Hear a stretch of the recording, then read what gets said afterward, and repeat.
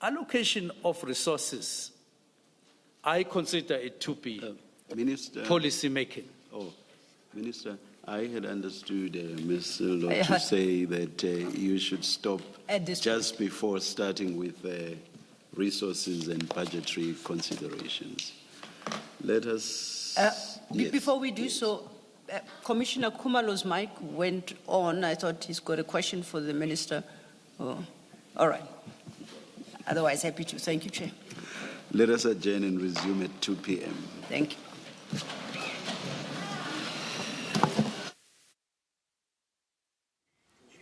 All right, lunch adjournment at the Madlanga Commission of Inquiry. Of course, Minister Onceded, who has taken leave of absence, back at the witness stand at the Commission. Today, he's led by Advocate Matlala, whereas on Tuesday, when he began his testimony, he was led by Advocate Lee Sigels-Ngumbe. Advocate Matlala, starting off by dealing with perceptions around Minister Mchunu's hearing aid, stressing that it was provided by the Commission for better hearing, as he had requested such. And now this clarification, one could say, indicative of times, the kind of times we live in, where it's prudent to address many misconceptions or theories that emerge on social media, just purely because of the power of that platform now in shaping opinions and persuading narratives or perpetuating narratives in polls. So most certainly quite a lot to be addressed as it emerges on social media. Yeah, absolutely. And just really looking at the crux of the line of questioning a short while ago, the PKTT under the spotlight. We know that after that adjournment, resources and the budget allocation of the PKTT will come under the spotlight. But for this little bit, the PKTT, Minister Senzo Mchunu, saying that it has for quite some time been credibly accused of systemic human rights violations. And he raises concerns about hearing numerous stories where members of the PKTT were allegedly wearing balaclavas when they were introducing and conducting some of their operations. He describes this as a culture that is not in line with democracy and what is expected of the police. He also talks about the names of people who contacted him personally with complaints. He says he met them alone at their request, and for strict confidentiality, he says that he has an envelope with 8 names in it. You may have heard Madlanga saying that during the adjournment, those names will be explored and expanded, and of course they will be looking at an approach on how to treat the contents of the names in that envelope. So more resuming at around 2 o'clock. Indeed, and it's exactly 8 minutes past 1. You're watching On Point, and we'd like to welcome our S3 viewers. Let's just remind you of some of what has taken place a bit earlier on at the Madlanga Commission. Our suspended Deputy Chief Commissioner Julius Mkhwanazi has revealed that nearly 50% of the vehicles used by the Ekurhuleni Metro Police Department actually belong to other municipal departments, a situation he attributes to severe resource constraints. He's admitted he may have been overzealous in his efforts to bring businessman Kat Matlala's vehicles under the municipality's control, saying his enthusiasm may have clouded proper procedure. Mkhwanazi, however, maintains he has never personally seen the blue lights fitted to the controversial vehicles. He told the Madlanga Commission that the documentation proving their existence was presented to him for the very first time during these hearings. Yesterday I said to the chair that there was this excitement, this say we are going to get cars, you see, and this happiness would at least come bringing something to the city, something to the department, since there were challenges. That there was that excitement, and say at least there's something positive that I'm doing, you see. And I accepted to that to the chair when he said to me, you know, when you take decisions whilst you are in excitement, I said, no, it's a lesson I learned, you see. So you then must, because you haven't, I don't think you have produced the documents that you say facilitated the registration of these vehicles. No, I've said all the original I submitted to IPD when they were investigating. I gave it to them as they are. So I then must put it to you that you say you did not fit the vehicles with the blue lights. Yes, yes. But you must accept that you facilitated that process through the registration of those vehicles in the municipality's name in circumstances where the municipality did not have control over those cars. What is your comment to that? My comment is that the first thing, when there was noise, I said, but I didn't see these vehicles. They didn't see, and officers, if they see members of public with blue lights who are not supposed, they're supposed to arrest that person, you see, because I didn't see them. You see, no one has came to me with the red photos of saying, these focus 1, 2, 3, 4 are having blue lights. Yes. You see, I've never, and no one has ever came to me. Yes. It's just media, and people that are raising. But physically, and them coming to me with the cars or photos, I've never. Except Okay. that thing of blue lights with the wife and what, it's only that thing in social media. As I've said that's why I started to pick and say, what's happening now? I started to be cautious. But after that, it was Mr. Mzolo, Mr. Christine. Then I could conclude in my mind. And as I've said, that suspension, there's nothing that came to me. It was for the first time, and I appreciated to see documents with this commission. Yes. It was, in fact, transparent, I started to see, yeah. So there is documentation, and even the attachments that you gave it to me, I could see photos of Vusi Matlala registration plates and the registration and what those that are submitted to IPT. You see, but there's honestly, you see, that's what that's what pushed me to differ with my attorneys and say, no, at least it's transparent. I'm going to that commission. At least now I can have something. Now, Mkhwanazi also conceded that he facilitated the registration of Vusi Cat Matlala's vehicles under the Ekurhuleni Metro Police Department, despite previously denying any involvement. Under intense questioning, commissioners pressed Mkhwanazi on the exact process followed when registering vehicles with the EMPD. It was during this exchange that he ultimately acknowledged his role in enabling the registration of Matlala's cars. Mkhwanazi, however, maintains that he is innocent of any wrongdoing. So you can clearly see that the section that deals with the particulars of the seller, Mr. Matlala has completed that section. Yes, I've said this. I agree. These are the documents. Yes. So you would have obtained this from him? Yes, I've said so. And taken them to Christine? Yes. No. When we were there, he said I've obtained from him. Yes. So that the Christian can start registration plates. And I agree on that. Commissioner Mkhwanazi, I agree on that. I've owned a vehicle before and I've transferred a vehicle to somebody else before. No, I'm saying on these papers, I agree on that. You need these documents to facilitate yes, the transfer. Yes. And these documents you would have obtained from Mr. Cat Matlala. Oh, yes, this And is so. you would have then given them to Christine as part of the bundle that he needed to change the ownership of the vehicles from CAT services to EMPD. You're 100% correct. Yes. Yes. So whatever language that is used, whether it's facilitation or assistance, this is what you did. Yes, a facilitation, yes.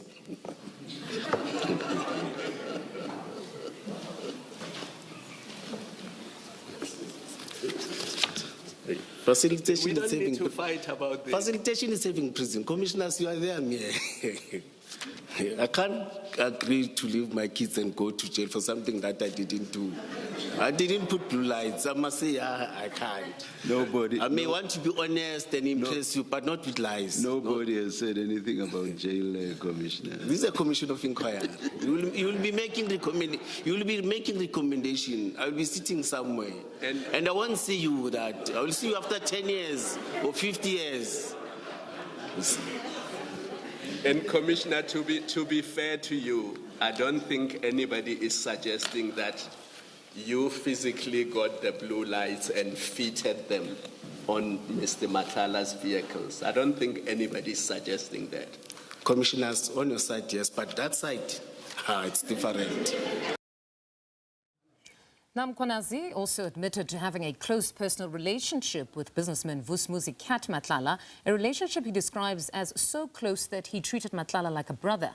Appearing before the Madlanga Commission, Mkhwanazi initially denied ever receiving money directly from Matlala. But under further questioning, he conceded that Matlala would often give him money for petrol and food.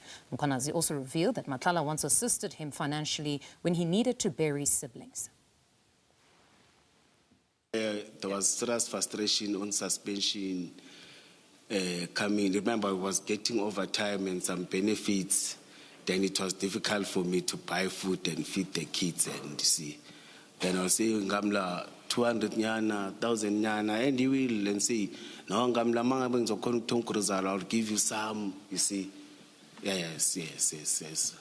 Let me think of something else. Some I won't even remember, but there was, I won't lie to you. As I've said, that we began yesterday morning, and even in the WhatsApp, you could see that we were calling each other Gamla. In fact, it was not even Gamla, man. There's a way that I used to black brother to those. I had a funeral where I lost 3 siblings. He was there. He was there. I remember, Commissioner. Commissioner. Yes, let me say yes. When I had... Commissioner Mkhwanazi, I apologize. My question I had insisted was a yes or no Oh, answer. let me say yes. And the chair Yes, is yes. actually the one who got us into this trouble. Oh, yes. By saying that the BAT might be important. But it's a never-ending BAT. But it actually gave you the answer. No, I wanted to be 100% transparent. Indeed. Because I lost 3 siblings. I'm the one who's working. They were not working. There was where he came and assisted with money to buy meat for that funeral, and he assisted, and even attended the funeral. He supported me. He was there. Now, Police Minister Mchunu, who is currently on special leave, has returned to the Madlanga Commission in Pretoria to continue his testimony before proceedings resumed. Evidence leader, Advocate Sello Matlala SC, took a moment to clarify Mchunu's use of hearing aids during his previous appearance to end speculation about it. Chair, with your leave, there is something I would like to address. If anything, to correct the public perception that appears to have taken root out there. On Tuesday, when Minister Mchunu presented himself before the commission, he was wearing a hearing aid. And unfortunately, the public has interpreted that in different ways, most of the ways exceptionally incorrect. I would like to place on record that Mr. Mchunu brought to our attention that, as with anyone, he has hearing challenges sometimes. And in order to facilitate engagement between himself and us on the one hand and the commissioners on the other, the commission provided him with a hearing aid that is connected to the commission system to enable audibility or to improve audibility. So that hearing aid that the public may see is not one brought by Minister Mchunu.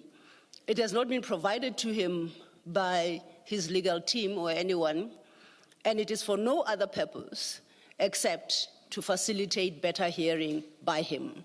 So I thought it is necessary to put that on record and clear any misconceptions that may be there out publicly. Right, let's take you to SABC News reporter Kani Mapango, who's following the Madlanga Commission and joins us live from Pretoria. Very good afternoon to you, Kani.